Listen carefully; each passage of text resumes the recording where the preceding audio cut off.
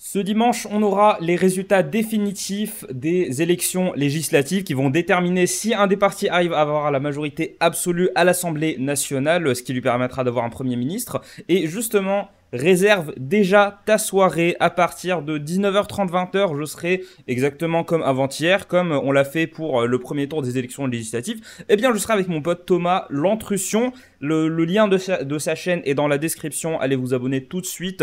Il fait des vidéos qui sont... là, en ce moment, il fait plein de vidéos par rapport à la politique. Donc, allez vous abonner. Donc, on va être tous les deux comme on avait fait pour le 30, pour le premier tour. Ça va être très très cool. C'est pour ça que je te dis, réserve ta soirée.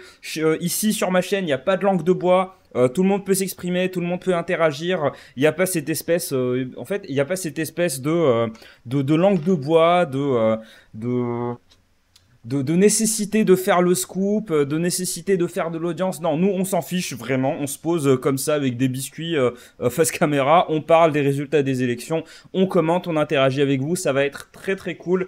Et ça va être une soirée très agitée. Donc voilà, à la place de taper 3 heures de discussion stérile avec du meublage sur BFM TV, LCI ou TF1, viens sur ma chaîne à la place. Il y a plein de gens qui ont dit sur le chat l'autre fois qu'ils avaient largement préféré notre live à ce qu'ils voyaient, la dope qu'ils voyaient sur la télévision. Donc voilà, réserve ta soirée dimanche entre 19h30 et 20h. Nous, on sera là pour commenter en direct les élections du second tour des élections législatives.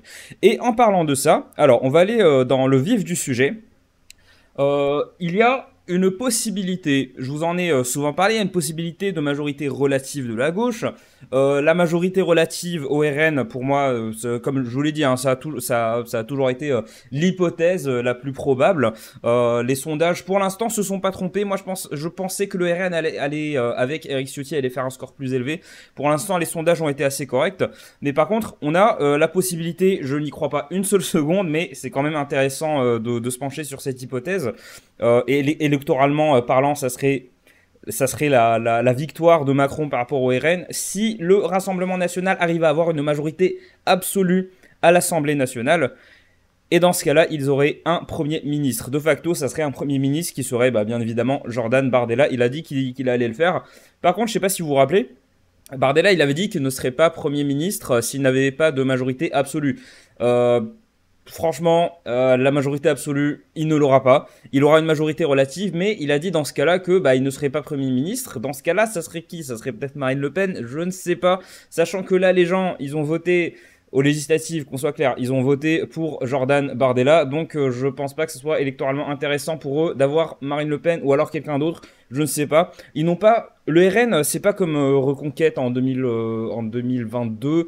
C'était pas un parti avec des têtes, en fait. Les têtes, les barons, les ténors, on les appelle comme on veut, mais en fait, ils étaient tous barrés justement chez Reconquête. Du coup, il n'y a pas de figure marquante à part Bardella et Marine Le Pen. En tout cas, s'il y a une figure qui est sur le point d'émerger, pour l'instant, elle se fait discrète, hein. Donc, on a cet article de BFM TV. Petite parenthèse, il y a des gens qui détestent que je prenne, par exemple, des gars de droite qui n'aiment pas que je prenne, que je lise des articles du Monde. J'en ai eu quelques-uns. J'ai pas envie de vous dire de vous casser si vous n'êtes pas content, mais si vous n'êtes pas content, vous n'avez pas compris le principe de ma chaîne, en fait. Moi, je me base sur des articles. À partir du moment où je considère qu'un article a quelque chose d'intéressant à dire, j'en parle. Et surtout, moi, ce qui m'intéresse, c'est la possibilité de réagir. Voilà. Donc, s'il y a, et autant, il y a même des gens qui m'ont fait la reproche, ils m'ont dit, ah, oh là là, pourquoi tu lis des articles de BFM TV? Mais vous avez rien compris, les gars. Moi, je réagis et les articles que vous voyez, moi, je fais pas du bullshit react à la con où je fais juste que lire des trucs. Non, moi, je lis des trucs, je regarde des vidéos avec vous, face caméra, et je réagis, j'apporte toujours quelque chose. Voilà. J'essaie en tout cas d'apporter quelque chose. Voilà. C'est le principe. Le fait de lire BFM TV aujourd'hui, ça ne veut pas dire que je cautionne BFM TV. Au contraire, pour moi, c'est un des pires médias, mais cet article résume bien la situation. Avant de rentrer dans le vif du sujet, donc on a, quand je vous disais que BFM TV c'était 100% propagande Macron, voilà, regardez ça, sérieusement, ça c'est du niveau du stalinisme, ça, vraiment. Je vais pas faire un détail de qu'est-ce qui est genre ridicule dans cette photo. Bon, de toute façon, voilà, on a la posture, Macron qui regarde devant lui, face à la lumière, avec le drapeau européen et le drapeau français derrière lui, il est comme ça, comme s'il était, attendez, je vais remettre la caméra, en fait, il est comme ça, comme s'il le protégeait, comme s'il protégeait la France, comme s'il protégeait la République, la démocratie, vraiment, le visuel est très très important, et BFM TV, en tout cas, ils l'ont très bien compris. Moi, ça m'empêche pas de leur balancer quelques petits pics de temps en temps, mais ça n'enlève rien à la qualité de l'article, ça par contre, je suis obligé de l'admettre. Alors, on va commencer à lire. Face à une possibilité d'une majorité absolue pour le Rassemblement national à l'issue des élections législatives, de nombreux membres du camp présidentiel expriment leur pessimisme étant déjà de se projeter vers une suite incertaine. La suite est très très incertaine. Là pour le coup, je suis très d'accord, elle est très incertaine. Pourquoi? Parce que Macron n'a pas d'idéologie en fait. Macron n'est pas un centriste en fait. C'est un extrême autoritaire. Il essaie de prétendre qu'il pioche à droite, à gauche, machin truc. Économiquement, il est clairement de centre droit. Par rapport à... Bref, c'est un gars qui a pas d'idéologie. Et les gens qui l'ont suivi... Forcément, et c'est ce qui manque après le départ d'Édouard Philippe, ça a été la grosse difficulté du parti macroniste, c'est qu'il n'avait pas de tête, il n'avait pas de baron. Regardez les Républicains. Les Républicains, vous avez Wauquiez, vous avez Xavier Bertrand, François-Xavier Bellamy qui se fait un petit peu discret, vous avez Pécresse, qui s'est prise pour De Gaulle, Pécresse, voilà. On a des têtes quand même chez les Républicains. Parti Socialiste, c'était leur cas avant. La France Insoumise, mais c'est que ça. La France Insoumise, c'est que des têtes. Bon, NFP, certes, mais bon, vous allez pas me dire que Tondelier, c'était une tête. Vous allez pas me dire que Olivier Faure, c'était un ténor. Non, la France Insoumise, ils ont que ça. Bompard, les autres, bon, ils ont quand même leur plus gros soutien, ils les ont purgés. Donc voilà, il faut avoir des têtes en fait. Ça, faut comprendre ce principe-là. Et Macron, le parti de Macron en fait, il était tellement centré autour de sa personne que tous ceux qui l'ont suivi, c'était des gens qui leur principale qualité, c'était de baisser la tête et de suivre ce que disait Jupiter. Voilà. Donc rien d'intéressant niveau candidat pour la République, la République en marche, pour Renaissance. République en marche, Renaissance, Macron, voilà. Mais en tout cas, bon, il a raison, le fait de dire notre moment est passé. Alors, on va continuer l'article.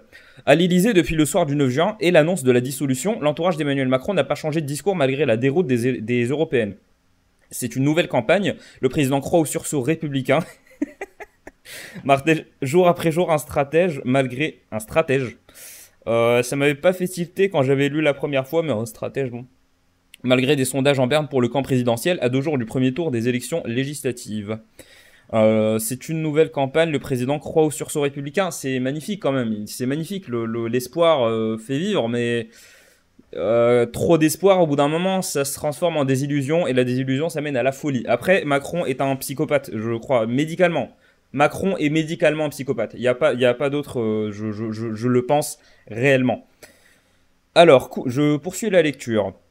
Alors, coup de génie ou déni total. Hors micro et caméra, de très nombreux membres de la majorité n'ont de leur côté pas du tout le même discours. Comme ils l'ont expliqué auprès de BFM TV, eux ont déjà acté la défaite de leur camp. On ouvre les guillemets. Notre moment est passé. Le moment qui va venir sera celui du RN ou du grand désordre, ou les deux, confie un membre important de la Macronie. Donc je rectifie, c'était pas Macron qui avait dit ça, c'était un membre important de la Macronie. Est-ce que la Macronie a des membres importants? Est-ce que la Macronie a des membres déjà? Parce que la Macronie, aux dernières nouvelles, ils n'ont pas de membres, ils ont des sbires. C'est pas la même chose. Ou des troufions, ou des larbins. On les appelle comme on veut. Des larbins en costard-cravate qui sortent de HEC et de Sciences Po. Donc, on a un sous-titre, la cohabitation la plus imprévisible de la 5ème République. Quelle serait l'attitude d'Emmanuel Macron face à une majorité absolue du RN et un Jordan Bardella locataire de l'hôtel de Matignon? Le président se dirait « je vais les aider à se cracher », croit savoir un allié du chef de l'État. Il conserverait pas mal de pouvoir, la possibilité de bloquer les nominations, la non-signature des décrets d'application des lois. Alors, là où je donne mon avis, en fait, c'est le fait de dire Macron a envoyé Bardella au casse-pipe, je l'ai toujours dit. Le fait de dire que Macron veut faire en sorte que le Rassemblement national se crache, oui, j'ai toujours dit. Et je rejoins Thomas là-dessus. Électoralement, le RN, faut pas qu'il ait la majorité absolue, sinon tout ce qui va se passer dans les 3 prochaines années, bah Macron il pourra le ressortir en 2027 pour dire regardez, le RN, on les a mis au pouvoir, regardez ce qu'ils ont fait. Parce que Macron, il a quand même, c'est vrai qu'il a un ego surdimensionné, certes, mais il sait quand même il sait faire preuve de silence dans les moments où il faut faire preuve de silence. Donc, mais par contre, moi j'irais beaucoup plus loin que ça.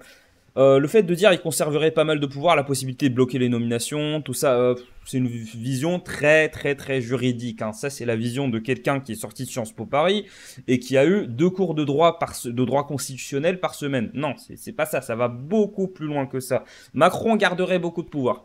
Il garderait beaucoup de pouvoir. Pourquoi? Parce que le Premier ministre, ça fait depuis belle lurette qui n'a pas été une figure marquante en politique. On a eu des premiers ministres, bien sûr on a eu des cohabitations, par exemple Chirac, on a eu des cohabitations, on a eu des moments où il y avait des duels au sommet de l'État, parce que c'est ça une cohabitation, c'est un duel au sommet de l'État. Euh, Cohabitation, je rappelle, ça veut dire qu'en gros, Macron serait toujours président, mais le Premier ministre ne serait pas de la même couleur politique. C'est ça une cohabitation.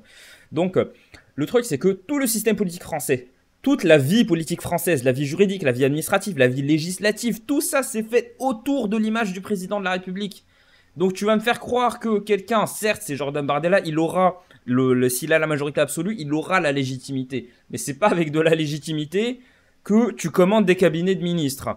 Donc, sachant que Macron, il n'est pas lié, le président n'est pas responsable en République. Là aussi, c'est peut-être une vision juridique de la chose, mais en fait, il faut quand même voir la réalité des faits. Toute la vie politique française s'est fait autour du président de la République. Donc, et surtout, le fait qu'il veut faire cracher, le fait qu'il veut faire s'écraser le Rassemblement national, ça fait que le gars, bah, il a déjà implanté, ça fait 7 ans qu'il est là, tu vas pas pouvoir le manipuler aussi facilement que ça. Donc on va voir comment ça va se passer. Moi je pense qu'il n'y aura pas de majorité absolue. Je pense qu'il y aura une majorité relative et que bah, peut-être que Bardella il va refuser d'être Premier ministre. En tout cas, je suis très impatient de voir ce qui va se passer. Je poursuis la lecture. Un autre cadre tempère. Ce serait nécessairement une trace indélébile dans l'histoire de France. Dans cette hypothèse gravissime et probable de cohabitation, les calculs politiques devraient selon moi passer au second plan. Priorité à la protection de la Constitution face à un Premier ministre RN indomptable. Non mais sérieusement, faut commencer à se calmer un petit peu, hein. Vraiment, BFM TV. Alors on poursuit la lecture. Si pour un ministre actuel, Jordan Bardella n'aurait pas d'autre choix que de respecter la séparation stricte des pouvoirs entre le Premier ministre et le Président de la République, ce ténor de l'actuelle majorité n'est pas du tout du même avis. Les dernières déclarations de Marine Le Pen et le prétendu titre honorifique de chef des armées pour le Président envoient un message subliminal très clair. Madame Le Pen nous dit « On ne veut pas une partie du pouvoir, on veut tout le pouvoir ». Elle teste Emmanuel Macron à distance et le prévient « Elle ne veut pas de cohabitation, elle veut une domination ». Alors, ce paragraphe, il y a quand même pas mal de choses à dire. Donc, ils disent « Ce ténor de l'actuel... oui, c'était ça ». Jordan Bardella n'aurait pas d'autre choix que de respecter la séparation stricte des pouvoirs entre Premier ministre et Président de la République. Il n'y a pas de séparation des pouvoirs entre le Président de la République et le Premier ministre. En France, il n'y a pas de séparation des pouvoirs dans le sens de Montesquieu, c'est-à-dire on va séparer le pouvoir législatif, judiciaire et exécutif. Ça n'existe pas. Il n'y a pas de séparation des pouvoirs. Le seul pays que je connais qui se rapproche le plus d'une séparation des pouvoirs, c'est les États-Unis. Et c'est très risqué. Encore et encore, les États-Unis, c'est une nation qui est très décentralisée. Comparé à la France, où c'est un des États les plus centralisés au monde, avec la Hongrie peut-être, bah, là quand même, on est quand même sur 2 niveaux différents. Donc non, il n'y a pas de séparation des pouvoirs. Vraiment, arrêtez de réfléchir de manière juridique. Si le président de la République agissait de manière juridique, tout ce que Macron a fait pendant le Covid, il n'aurait pas pu le faire. Il ne l'aurait pas fait. Il ne réfléchit pas en fonction de ce que disent les textes de loi, les textes de la Constitution. Mais si, bah, voilà, j'ai mis le tricolore, j'ai mis le drapeau tricolore parce que c'est dans le thème, c'est juste pour faire joli, hein, c'est tout. Hein, j'ai pas de, il y a aucune revendication derrière ces drapeaux-là, aucune revendication. Par contre, si tu penses encore que la Constitution protège tes droits, si tu penses encore qu'il y a un état de droit en France, et si tu penses encore que la France c'est le pays de la liberté, que tu as plein de libertés d'expression, de rassemblement, de manifester, de grève, mais s'il y a des gars d'ailleurs qui bossent dans des syndicats, dites-le en commentaire ça, parce que, bref, toutes ces libertés-là n'existent pas. Ça n'existe pas. Il y a des mesures du Covid qui sont entrées dans le droit commun. Ça, c'est quand l'exceptionnel devient la règle. Et là, c'est complètement ce qui s'est passé. Ah bah, la démocratie n'existe plus, en fait. Il y a cette idée, de toute façon, République et démocratie ont toujours été aux antipodes l'un de l'autre en tant que système. Donc voilà. Arrêtez de réfléchir en termes juridiques. La politique en France aujourd'hui, c'est des rapports de force. C'est des rapports de force, c'est des rapports de force. Je le martèle, il n'y a rien de juridique. Macron, je vais pas dire qu'il peut faire ce qu'il veut, surtout s'il y a une majorité absolue du Rassemblement national et de leurs alliés à l'Assemblée nationale. Non, je dis juste que certes, on a les députés, mais Macron, il est là depuis très longtemps. C'est un psychopathe, c'est un fou furieux. Donc, une cohabitation, moi je serais très impatient de voir ce que ça va donner, puisque ça me donnerait l'occasion de capitaliser dessus. On va lire le reste de l'article qui parle de ça directement. Alors, ensuite, sur le fait que Marine Le Pen dit on ne veut pas une partie du pouvoir, on veut tout le pouvoir. Ça, c'était ce que Jordan Bardella disait quand il sous-entendait, c'est quand il disait que il voulait pas de majorité relative, qu'il voulait absolument une majorité absolue pour être Premier ministre. Je ne pense pas. Je pense que si Bardella a une majorité relative, il va quand même prendre les rênes, il va quand même prendre les rênes de Matignon. Alors, ça, c'est pas intéressant. Ensuite, je poursuis la lecture de l'article. Mais cette ascension de Jordan Bardella aux responsabilités pourrait-elle paradoxalement perturber les ambitions présidentielles de Marine Le Pen et par conséquent dynamiter les mois à venir? Vous verrez que dans cette hypothèse, il y aura des intérêts divergents entre les deux, prédit un poids lourd de la Macronie. Avant de poursuivre, Bardella a intérêt à réussir à se normaliser et à avoir des résultats dans le temps. Le Pen, au contraire, a tout intérêt à provoquer une élection présidentielle anticipée, avec la certitude, selon moi, qu'on ne serait pas au second tour. Le président devra tenir et ne pas démissionner. Donc, le pigiste qui a écrit cet article est en train de nous dire que Macron ne devrait pas accepter ne devrait pas accepter une élection de Marine Le Pen et rester au pouvoir. Soit ça, soit j'ai pas compris l'article. Voilà. Ou alors il parle du fait que Macron ne devra pas démissionner d'ici à 2027. Il va pas le faire. D'ailleurs, j'ai mes petites hypothèses par rapport à ce qui va se passer s'il y a une majorité du RN. On va en reparler plus tard. J'ai 3 hypothèses principales. Avant de conclure ironiquement, ça ne va pas être simple pour elle d'être sur les bancs de l'hémicycle pendant que son dauphin, lui, se déplacera avec des gyrophares, des gardes du corps et des caméras partout. Ouais, j'aurais pas dû lire ce passage, c'est vraiment pas intéressant parce que là on est quasiment dans le People Magazine. Alors, avec une fenêtre de tir entre juin 2025 et décembre 2025 selon lui, car après il y aura des sénatoriales et les municipales en 2026 puis l'élection présidentielle en 2027. Mais avant tout cela est toujours dans l'hypothèse d'une cohabitation avec le Rassemblement national, le gouvernement de Gabriel Attal n'échappera pas à la bascule du remaniement. C'est clair, le remaniement c'est en gros on va changer tous les ministres, c'est un nouveau gouvernement, c'est normal. Je poursuis la lecture. Et une chose est sûre, certains ministres se voient pas du tout s'afficher avec un successeur étiqueté RN à la tête de leur ministère lors des traditionnelles passations de pouvoir. Wow, tu connais très mal les macronistes pour dire ça. Tu les connais très très mal. Je poursuis le dernier paragraphe. On peut imaginer plein de trucs, confie le conseil de l'un d'entre eux avant de détailler qu'ils ne soient pas forcément physiquement côte à côte, car non, ce n'est pas forcément l'image qu'on a envie de laisser. Faut vraiment pas du tout connaître les macronistes et il faut vraiment ignorer à quel point ils sont opportunistes pour oser dire ça. Ils en auront rien à foutre tant qu'ils ont un ministère, surtout un ministère avec un portefeuille. Ils pourront se permettre de faire des agences par-ci par-là, de placer les membres de leur famille. Non, c'est vraiment, faut pas.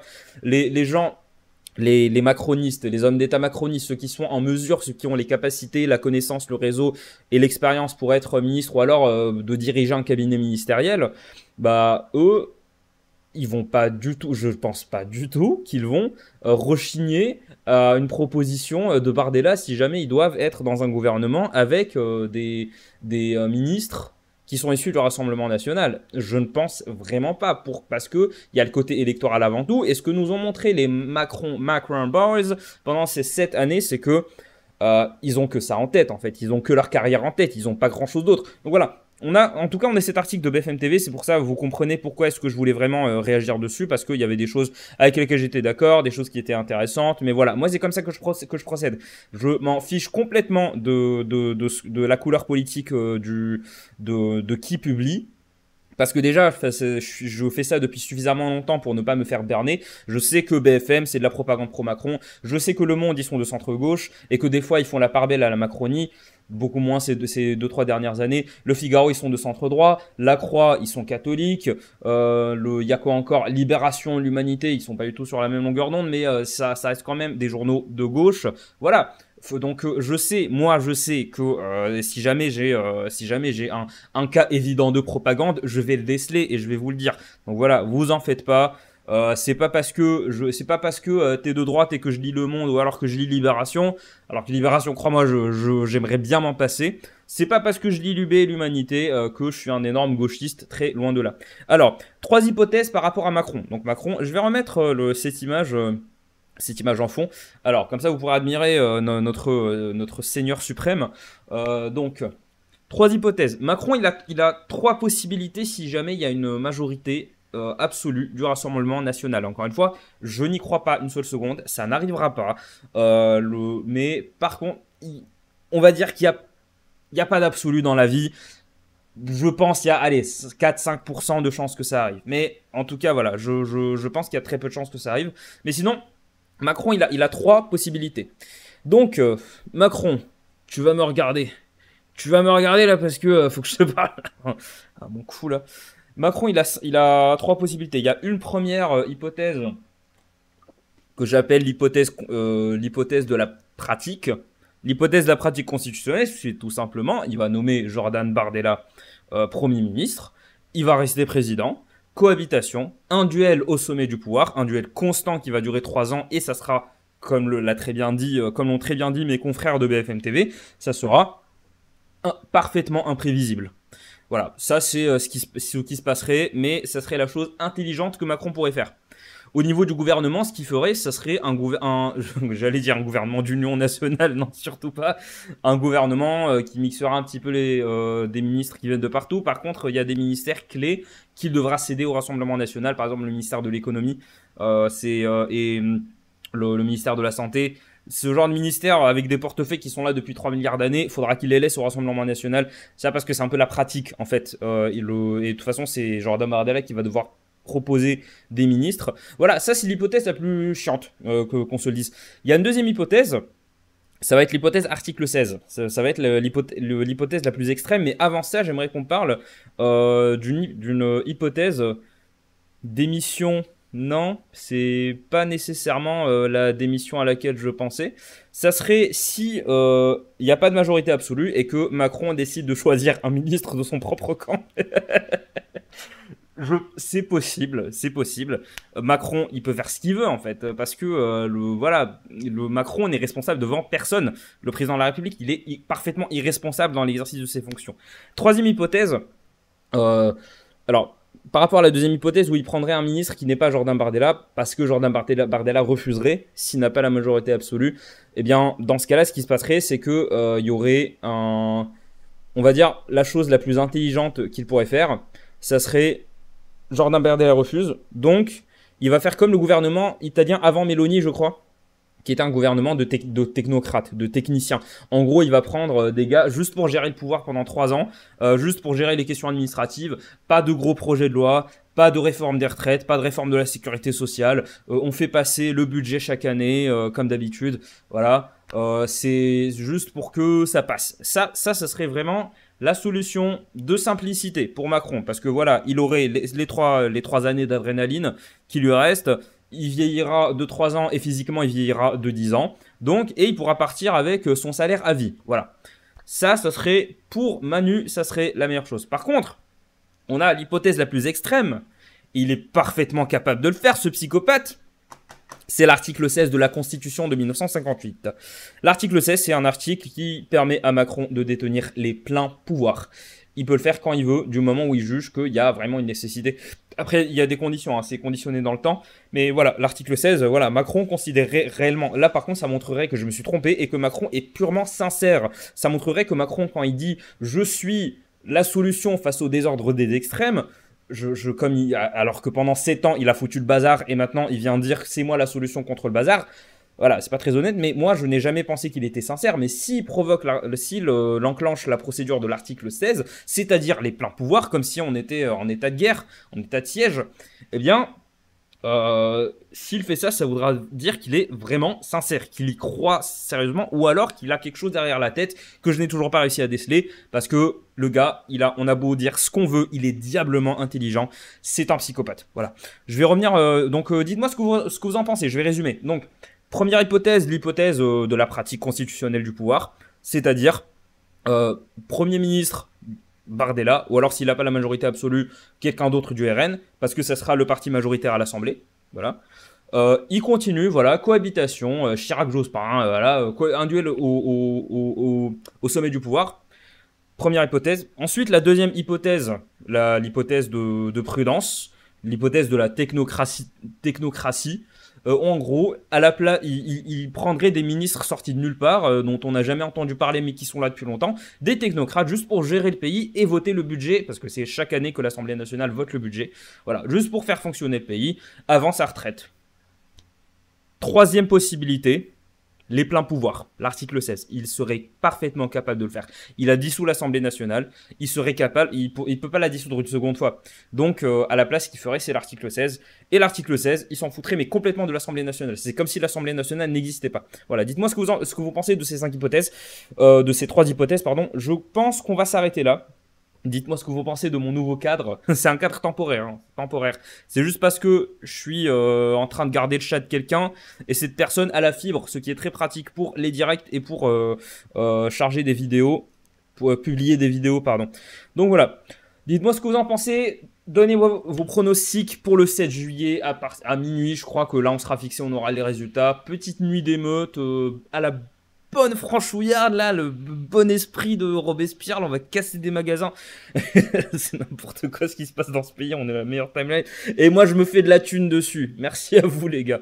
On se dit à demain pour la prochaine vidéo. Demain, je vais peut-être faire un live. Et surtout, encore une fois, n'oubliez pas, le dimanche, réserve ta soirée, là, je te vois, réserve ta soirée. Comme ça, on va se faire une soirée incroyable avec Thomas. Il sera ici à côté de moi comme on a fait pour le 30. Comme ça, on va pouvoir commenter les résultats des élections législatives. Et va t'abonner à la chaîne de Thomas L'Intrusion. Je vais mettre le lien en description. On se dit à demain pour la prochaine vidéo, potentiellement pour un live. D'ici là, en tout cas, j'ai envie de vous dire, portez-vous bien, mais surtout, respirez un bon petit coup. Salut.